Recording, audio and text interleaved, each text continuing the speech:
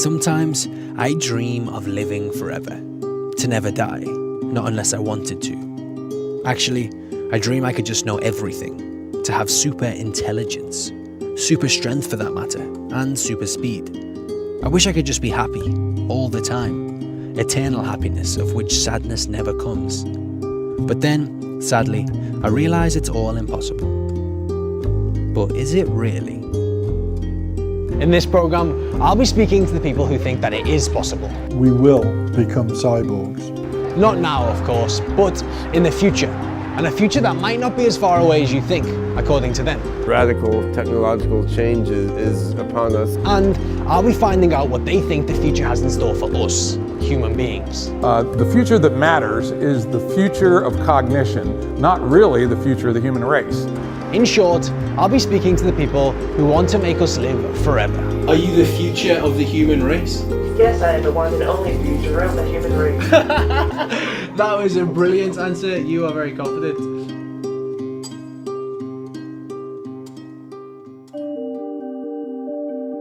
To the majority of us, life is hard, yet fairly simple. We live, we do things, we get sick and we die. And that's about it. Full stop. Nothing we can do about it. To others though, that's not really the case. There is something we can do about it, and that is to change the basis of what it means to be human. Ben Goertzel is one of those guys. I met him at an AGI conference in Berlin. AGI stands for Artificial General Intelligence, and it basically consists of a lot of very smart people who think we're close to creating super intelligent AI. I think digital immortality is definitely going to happen. My hope is it happens within my own lifetime so I can take advantage of it. If it doesn't, I'm sure it will happen within the next century at worst. Is that what you're working towards now? Digital immortality is one of the goals I'm working towards. I aim to build an artificial general intelligence, an AI system that can become massively smarter than human beings and understand more about the universe than any human possibly could. Ben and others like him call themselves transhumanists. Transhumanism is the idea that we can improve man in all imaginable respects. The plan is to do this by way of science and technology. People in the world of transhumanism have a few common ideologies. One, for example, is that the human brain is limited and human evolution needs to be altered manually. Another is a pretty controversial one, that aging is something that should not exist. It's a disease. We really need to abolish aging in the same way that we need to abolish cancer and we need to abolish rape and murder. Aging, we just shouldn't allow to exist. And the fact that everyone takes for granted, you know, there's no choice but to just get old, die, and rot. I mean, in 100 years, that will be looked on as insanely barbaric, the same way we look back on slavery as insanely barbaric now.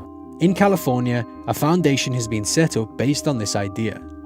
Created by British transhumanist Aubrey de Grey, it's called SENS and works to abolish aging and age-related disease. They plan to do this by developing methods to slow down, stop, and even reverse aging. Aging is a medical condition. In other words, it's something that has the potential, in the end, to be prevented by medicine. A life without involuntary death is a core belief in the transhumanist search for the future human. But as well as changing how our cells work, how else may we achieve this? Let's take a look at a few of the ideas proposed. First up, mind uploading, also called whole brain emulation. The mind is a pattern of organization rather than a specific collection of meat, of physical matter. This is the rather incredible idea that we can take an exact copy of our brains and place it on something like a hard drive. So the pattern of organization that is me, that is Ben Goertzel's mind, could be realized in a digital substrate, it could be realized in a quantum computer, it could be realized inside some global computer network. That pattern of organization that is me could have many different kinds of bodies and different kinds of incarnations, and that should be really amazing to experience once it comes about. In this matrix-like existence, we would live in the silicon, or in other words, servers, and our new brains could be copied numerous times. So there could be many versions of ourselves theoretically placed in any type of body. It's not far-fetched to actually have that happen with our minds and have a way to download our mind into something that is like this. I mean, This is very early, so who knows what it's going to look like in 2050 and the types of technologies that we'll have. But that's why we're doing what we do, so that we can advance that for the future. What will we look like in the future? Like a planet around a star. Can we take a selfie together? Okay, do you mean you and me? If I took it, what would I do with the selfie together? You would post it onto the internet and all your friends would think you were very cool. Okay, let's take a selfie. There we go. Mind uploading is a long way into the future, if it's even possible at all. But there's already work going on to map the entire brain. And as we learn more, some scientists think it may be possible to replicate the content of our brains to create consciousness in a computer-like device. This takes us on to our next topic of discussion. Many transhumanists believe in the idea of the three supers. Super longevity, super intelligence, and super well-being. In other words, being superhuman.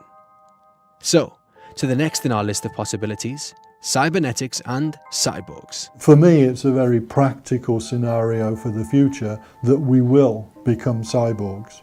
Kevin Warwick is a British scientist who's known for being one of the world's first cyborgs. Cybernetics is all about humans and technology merging together. So as far as transhumanism is concerned, it's upgrading humans by linking with technology.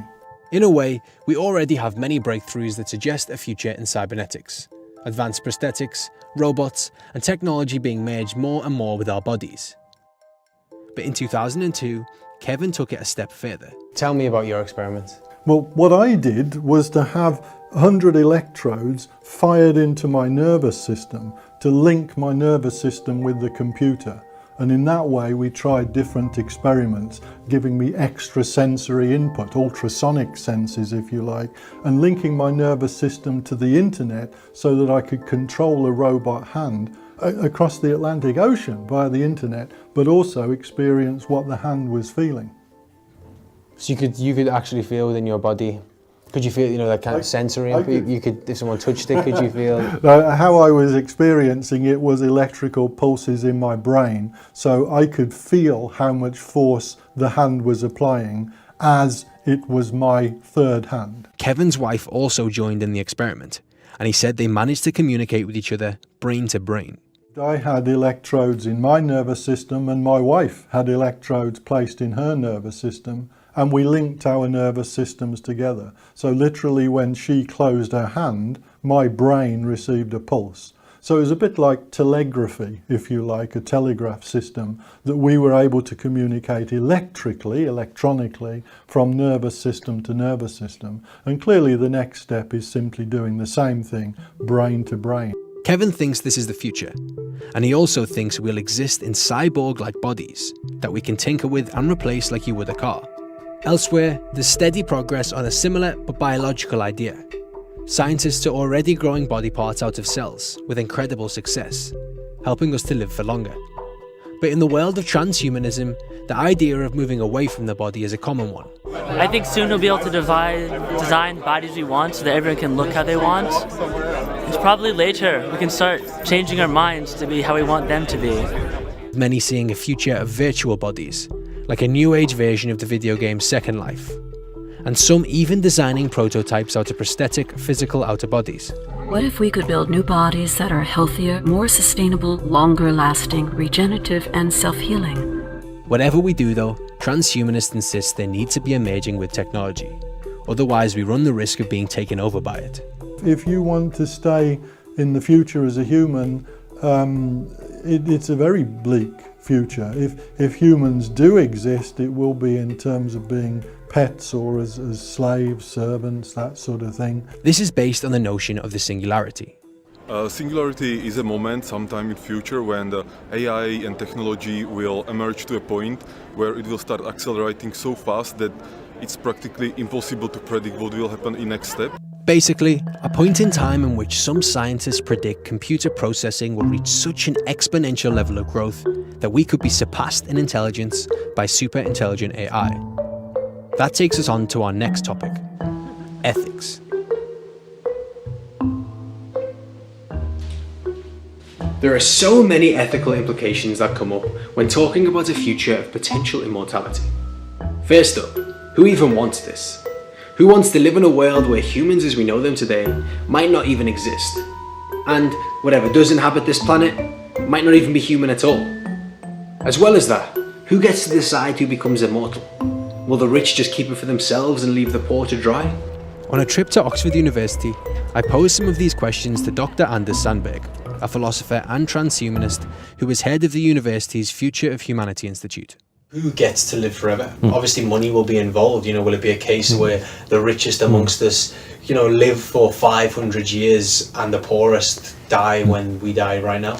Well, you could imagine a society where the haves want to keep immortality for themselves, but they keep it out of the hands of the have-nots. But the neighboring society that distributes it between everybody will do much better economically and will be out-competing the first elitist society rather quickly. The idea that immortality is something super special, I think we're going to find in retrospect, once we achieve indefinite lifespans, that, there wasn't that much to it. All of these things and all of these ideas about our future are obviously very varied and very different, and there's so many possibilities. But who gets to make these decisions? In many ways, nobody makes these decisions. They just happen. Occasionally, it's going to be individuals that just do something. But I think overall, in the long run, I think humanity is going to be a rather well-coordinated species, or it's going to be an extinct species. There are many more ethical problems to be addressed, but Anders thinks we would remain human in some part, through our shared history and experiences. And those in the world of transhumanism believe this time of an indefinite lifespan is coming. The exact timescales, though, vary wildly. Those outside this world, however, are yet to be convinced, many thinking it's nothing more than science fiction. Transhumanists, though, remain confident. So confident that many, like Anders, are hedging their bets, using cryonics to be frozen upon death in the hope that they'll one day be brought back to a future life. Oh, so you're going to get frozen? Yeah. So I get a little bit of extra chance for it. Maybe not a high one, but at least a small extra chance. The huge price tag, sometimes up to $200,000 per body and $80,000 per head, is something they see as a fair price for immortality. Either way, if this is to be our future, it'll be a radically different one. And it seems it may lie in an existence away from the human body, and even away from humans as we know them now.